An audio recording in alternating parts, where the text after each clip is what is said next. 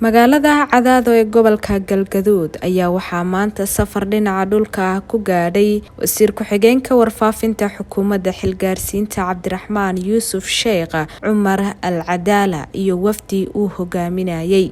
wasiir Al-Cadaala oo aroornimadii hore ee saakay ka soo ambabaxay Gaalkacyo ayaa waxaa gudaha magaalada Cadaado ku soo dhaweeyay maamulka degmada, odayaal iyo dadweyne fara badan. wasiir ku-xigeenka warfaafinta xukuumadda Cabdiraxmaan Al-Cadaala ayaa inta uu Cadaado joogo kulamo gooni ah la qaadan doono maamulka waxgaradka, haweenka iyo dhalinyarada.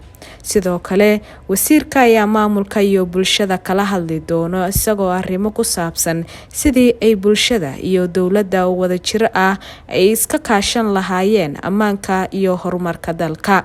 waxaan rabaa marka hore inaan si diiran oo niyad furan oo farxad leh idinkaga mahad celiyo runtii soo dhaweyntan ballaaran iyo saacadaha badan ee aad u taagnaydeen inaad na soo dhaweysaan, na maamuustaan, nana sharaftaan.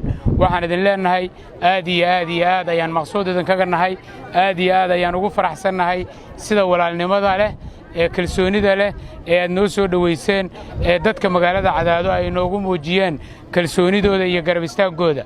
waxaan rabaa inaan marka hore idin soo gaarsiiyo salaanta aan ka wada madaxda qaranka oo maaragtay muxuu ahaa doonaya in ay farxadooda iyo salaantooda soo gaarsiiyaan dadweynaha magaalada Cadaado iyo maamulkooda iyo mas'uuliyiintooda.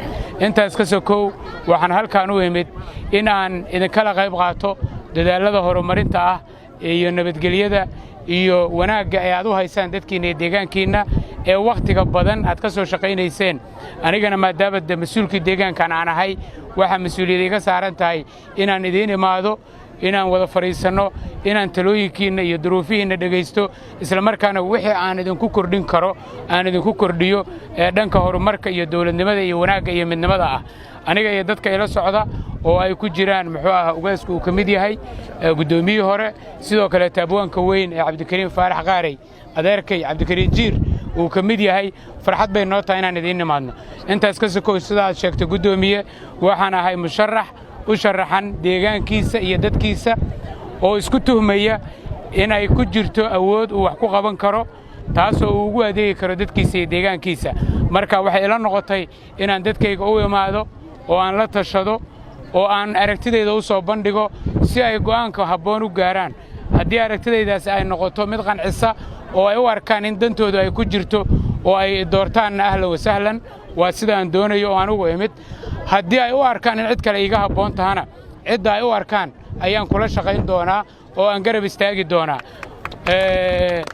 waxaan runtii dhiirigelinayaa dhammaan dadka siyaasiyiinta ah in ay muhiim tahay in dadkooda ay u yimaadaan, aragtidoodana ay u soo bandhigaan.